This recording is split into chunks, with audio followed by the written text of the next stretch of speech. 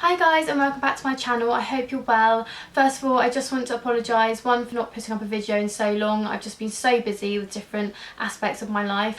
Today's video is going to be an all used up. I think I'm probably going to have to split it into around 2 videos just because there is so much that I've saved up. But I didn't want to chuck them away because there's some really nice products in there and I really like empties just for mini reviews. There's a mixture of hair care, body care, there's a bit of makeup in there, so a real mixture of products that I've used up recently, and I'll get started for you.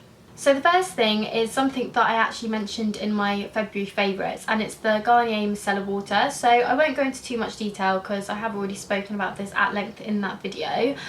Basically it's my favourite micellar water that I've ever tried. It's really effective at taking off makeup, even stubborn eye makeup. It doesn't leave an oily residue on your skin.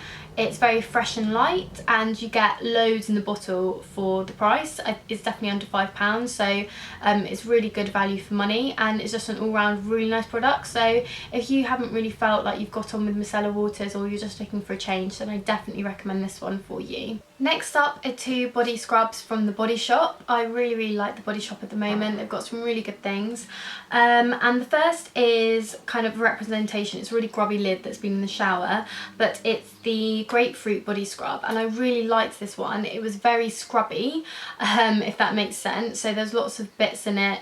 It was harsh enough but not really harsh on the skin, and just the scent is amazing. The grapefruit scent is so nice. It's very citrusy but kind of sweet at the same time, and it really filled up my bathroom with the smell like products from Lush do. So I really enjoyed this. I've also got the body butter, which I haven't tried yet. I got these both for a birthday gift, so I really recommend this one. It was absolutely gorgeous. The next one is also by The Body Shop, like I said, and it's the Vineyard Peach Cream Body Scrub. So this is the cream version. I didn't like this one as much. It did have a lovely scent, although I do prefer the fuzzy peach scent, which I'm not sure they do anymore. They've changed it to Vineyard Peach. But this wasn't as scrubby. This is definitely for someone who has more sensitive skin, who doesn't really want something as harsh, just because obviously the cream was quite moisturising and it didn't have as many scrubby particles in it. But it was a really nice product. I just found I had to use a lot more than the grapefruit one to get the effect that I desired. But if you're someone who doesn't want something too harsh, then I think this would be a really nice scrub for you, especially because the scent is really lovely too. I just personally prefer a scrub to be a little bit more harsh. Next is a product from Soap & Glory and it's the Righteous Butter. Again, I mentioned this in my February favourites, so I'm not going to go into too much detail like I did in that video. But basically it's as moisturising as you'd expect a body butter to be, but without the oiliness and the stickiness.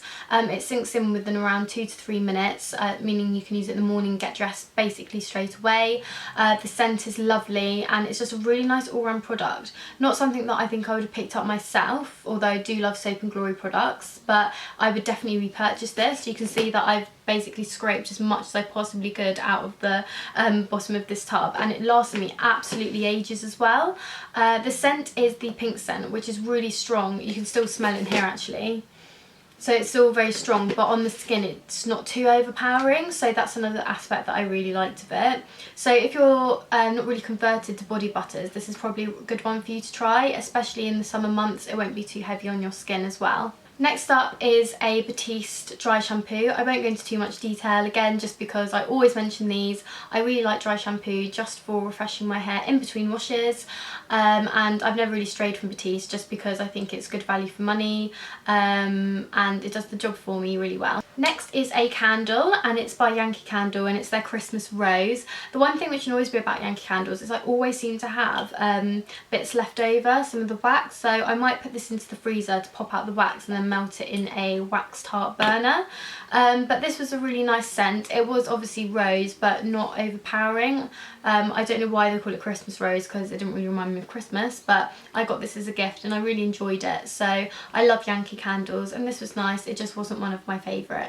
Next up is a couple of things from Lush, but obviously when you use things from Lush you don't have them to show anymore, so I'm going to have to represent them with their little paper bags. The first one, which this represents, is the Comforter Bubble Bar, and this is definitely one of my favourite bubble bars. It's the pink and white swirled one, and you get quite a large bar for your money. It's not one of those ones which are really overpriced, in my opinion. It gives you loads of bubbles depending on how much you use them. I only use a little bit, and it gives me more than enough bubbles. It also turns your bathwater pink, this particular one, and it just smells really sweet and really girly and floral. So I really like it just for the fact that it's pink and it has a really nice scent. And like I said, bubble bars are definitely the way to go in Lush. I do really like their bath bombs, but I prefer to save them for more special occasions, just because it is kind of washing your money down the drain. But bubble bars I think are really great value for money, and the Comforter is a really nice scent. So if you haven't really tried anything, I think the Comforter is a great place to start. The next thing from Lush is another bubble bar, which I'm going to have to represent with this, and it's the Sunnyside Bubble Bar, and this is my favourite thing from Lush of all time, I actually think. It's not as big as the Comforter is, it's definitely smaller, but it's just so lovely. It has a really nice scent again, quite sweet. I can't remember exactly what it is, and I'm terrible at kind of describing things, but you can have a look on the website or go in the store and have a sniff. But basically it's a small round bubble bar. It's covered in gold glitter, and when you crumble it into the bath it gives loads of lovely scented bubbles, but your water is has like gold particles running through it. It just looks so pretty. I've done a blog post on this a while ago, so I'll link that below, but it just is such a pretty effect, and it feels like a real treat when you use it. So it's definitely my favourite, and if you're going to go and get one thing, I would definitely say pick up Sunnyside, although it does leave a bit of a gold residue in your bath. Next is a makeup item, and it's the Max Factor 2000 Calorie Mascara. This is my holy grail mascara. I think it's absolutely fantastic. It gives you length, it gives you volume, and it's really black. It's also a lot cheaper than some of the drugstore mascaras. I think all of them are really around the £10 mark now, but I think this is £6.99 or £7.99, so it is a little bit cheaper. And I just find when you have to replace mascaras like every couple of months or so, I was then having to shell out like over a tenner each time. So this kind of makes it a little bit easier for me, and I just think this is a really great all-round product. So if you're thinking of a new mascara, definitely pick this up. Sorry that these are in no particular order. I don't really tend to group them, I just pick them out of the bag. So the next thing is a skincare item, and it's by Nivea. It's the Daily Essentials Extra Gentle Eye Makeup Remover, and you get 125 millilitres.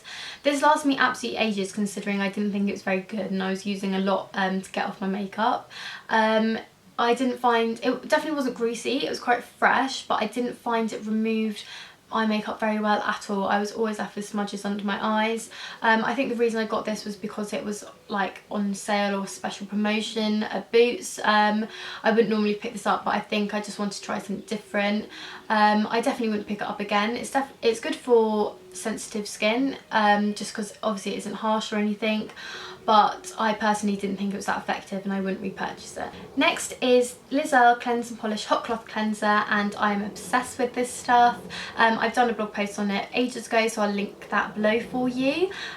This is my favourite cleanser of all time. It has a lot of hype in blogs and things, but I definitely think this is one product that does deserve it. It's great for all skin types. My mum has dry skin and she really likes it too. It's amazing at taking off makeup. It's creamy but not heavy for oily skin like mine.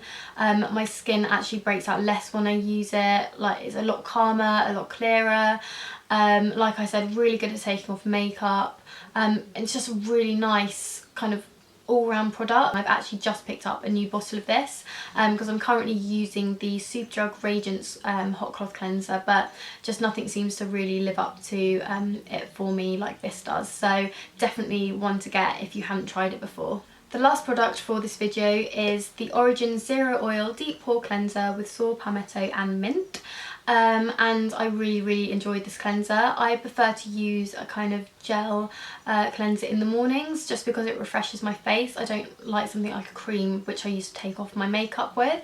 So I tend to use these in the morning, either in the shower or over the sink. And this lasted me absolutely ages. I've got a full review which I'll link down below for you. I think I've had it for over a year. So Origins products are definitely good value for money. They always last a really long time.